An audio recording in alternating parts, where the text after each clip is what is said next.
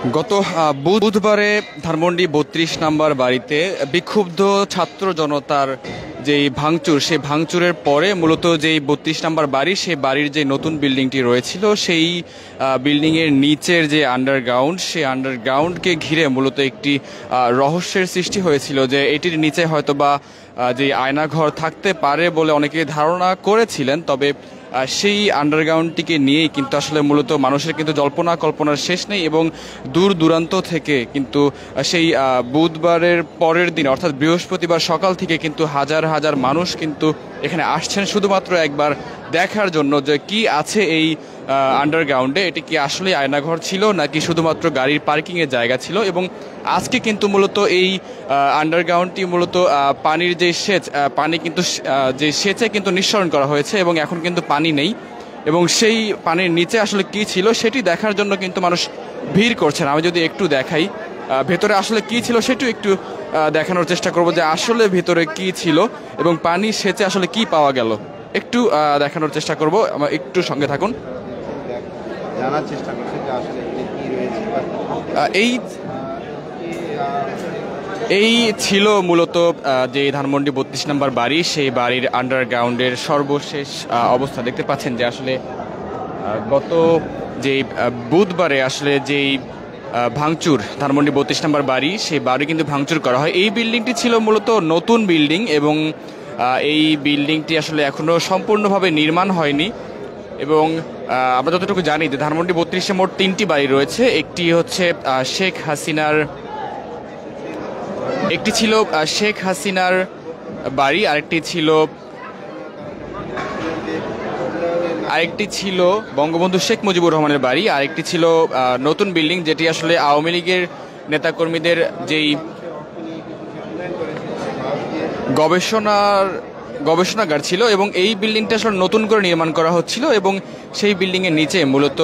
আয়নাঘর ছিল বলে কিন্তু অনেকেই ধারণা করছেন এবং সেই ধারণার জায়গা থেকেই কিন্তু এখানে অনেক পানি ছিল আন্ডারগ্রাউন্ডে এবং আজকে সকালবেলা মূলত ফায়ার সার্ভিসের লোকজন এসে এখানে ফায়ার সার্ভিস যারা কর্মীরা তারা কিন্তু এসে সেই পানি কিন্তু নিঃসরণ করেন এবং পানি নিঃসরণ করার পর আসলে দেখতে পাচ্ছেন যে সাধারণ মানুষ কিন্তু আসলে এখানে ভিড় করছেন মূলত দেখার জন্য যে এই আন্ডারগ্রাউন্ডের নিচে আসলে কি আছে। দেখতে পাচ্ছেন যে সকাল থেকে কিন্তু হাজার হাজার মানুষ কিন্তু দেখতে আসছেন যে মূলত আসলে কি আছে শুধুমাত্র দেখার জন্য। গত 3 দিন ধরেই কিন্তু মানুষ আসছেন এইভাবেই। দেখতে পাচ্ছেন যে পানির নিচে কিন্তু, আমি যদি একটু জানিয়ে রাখি যে আসলে গত বুধবারের সন্ধ্যার পরে কিন্তু আসলে মানুষ যে বিক্ষুব্ধ ছাত্র জনতা তারা কিন্তু মূলত ধানমন্ডি ৩২-এ আসেন এবং এসে কিন্তু যে মূল গেট, সেই মূল গেট ভেঙে কিন্তু একেবারে ৩২ নম্বর বাড়িটি যেটি ছিল সেটি কিন্তু একেবারে ভেঙে বোল্ডোজার দিয়ে ভেঙে কিন্তু গুড়িয়ে দেয় এবং নতুন যে বিল্ডিংটি রয়েছিল অর্থাৎ ধানমন্ডি ৩২ নম্বর বাড়ির পাশে যে নতুন বিল্ডিংটি রয়েছিল সেই বিল্ডিংয়ের কিন্তু যেই নতুন বিল্ডিং, সেই বিল্ডিংয়ের নিচে আয়নাঘর ছিল এবং এখানে মানুষকে এনে নির্যাতন করা হতো এমন একটি ধারণা কিন্তু মানুষের মাঝে ছড়িয়ে পড়ে। কিন্তু পরবর্তীতে আসলে জানা যায় যে এই বিষয়ে আসলে যিনি রমনা জোনের যিনি ডিসি রয়েছেন মাসুদ, তিনি কিন্তু জানিয়েছেন যে এই বিষয়ে আসলে তিনি কিছু জানেন না এবং আমরা আসলে পরবর্তীতে জানতে পারি যে এটি আসলে মূলত গাড়ি পার্কিংয়ের জন্য করা হয়েছিল এবং এটি আসলে এখনও ব্যবহার করা হতো না বা ব্যবহারের জন্য এখনও তৈরি হয়নি। বিল্ডিংটি যেহেতু নতুন ছিল সেহেতু নতুন করেই তৈরি করা হচ্ছিল এবং নিচে অনেক পানি জমে থাকার কারণে আসলে গত 3 দিন ধরে আসলে কিছুই দেখা যায়নি। তবে আজকে কিন্তু আসলে ফায়ার সার্ভিসের কর্মীরা এসে পানি কিন্তু একেবারে অপসারণ করেন এবং পানি অপসারণ করার পরে ভিতরে আসলে মূলত কিছুই পাওয়া যায়নি। দেখতে পাচ্ছেন ময়লা আবর্জনা রয়েছে এবং মানুষ, উৎসুক জনতা তারা কিন্তু নিচে নামছেন এবং নেমে আসলে এইখানে মূলত যারা আছেন, যারা আসলে দেখতে পাচ্ছেন যে পানির নিচে যারা হাতাহাতি করছেন তারা মূলত এই যে লোহার যেই সামগ্রীগুলো আছে, লোহা, এগুলো আসলে তারা খুঁজছেন এবং খুঁজে নিয়ে হয়তো বা বিক্রি করবেন।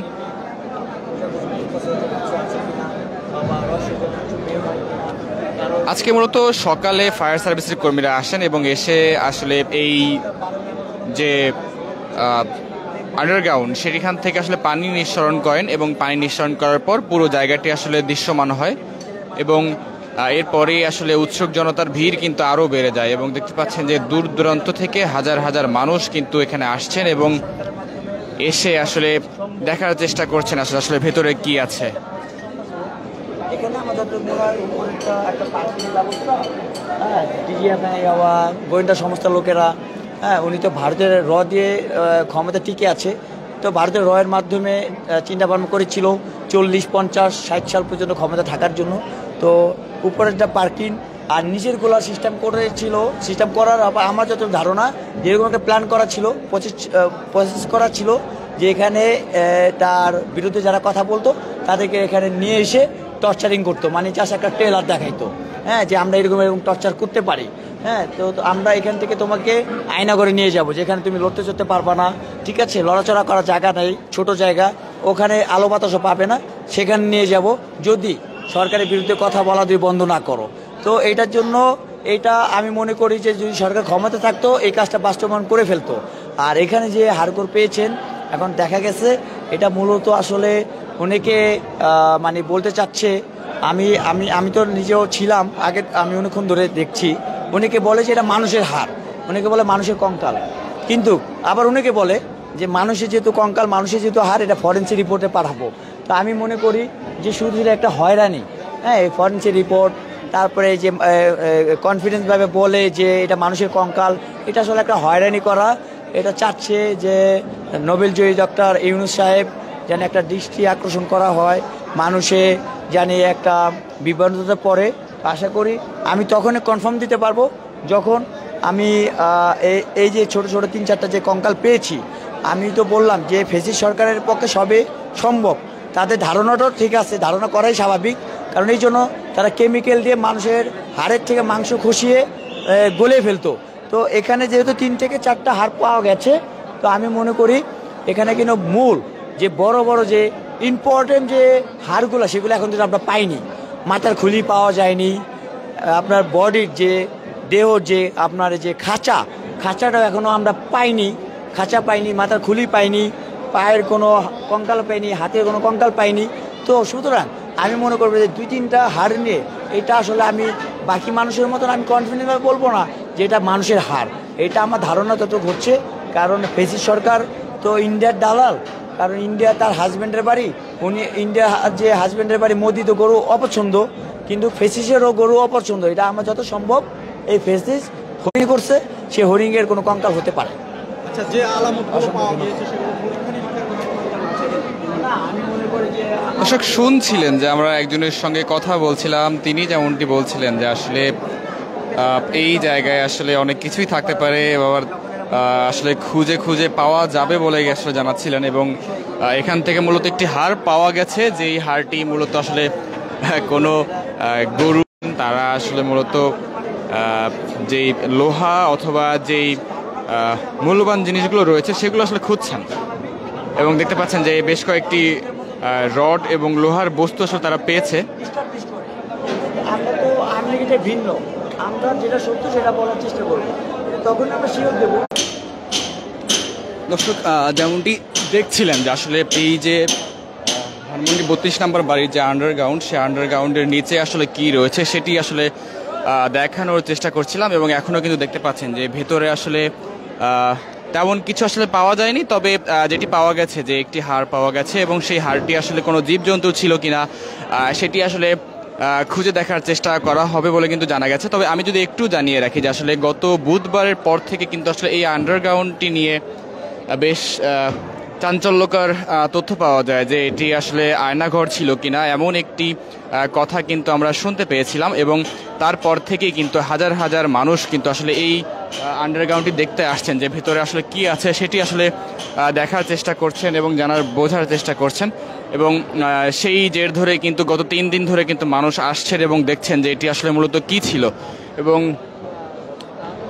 আমরা আসলে যখন এখানে প্রথমে এসেছিলাম আমরা কয়েকজনের সঙ্গে কথা বলেছি এবং তারা আমাদেরকে জানিয়েছেন যে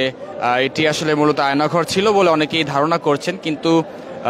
আজকে আসলে পানি অপসারণ করার পর আসলে ভেতরে আসলে তেমন কিছু পাওয়া যায়নি। এটি মূলত আসলে যেই গাড়ি পার্কিং এর জন্য আসলে ব্যবস্থা করা হয়েছিল। এটি আসলে মূলত নতুন বিল্ডিং, যেই বিল্ডিংটা আসলে নতুন করে তৈরি করা হচ্ছিল। আমি যদি একটু দেখাই বিল্ডিং এর সার্বিক পরিস্থিতি, যে দেখতে পাচ্ছেন যে এই বিল্ডিংটি আসলে মূলত নতুন বিল্ডিং, যে ধানমন্ডি যে 32 নম্বর বাড়ি সেই বাড়ির পাশেই মূলত এই বিল্ডিংটি নির্মাণ করা হচ্ছিল এবং সেই বাড়িটির যেই নিচে অর্থাৎ সেই বাড়িটির আন্ডারগ্রাউন্ডেই মূলত আয়নাঘর ছিল বলে অনেকেই ধারণা করছিলেন এবং সেটি কিন্তু মানুষ আসলে দূর দূরান্ত থেকে আসছেন এবং বোঝার চেষ্টা করছেন।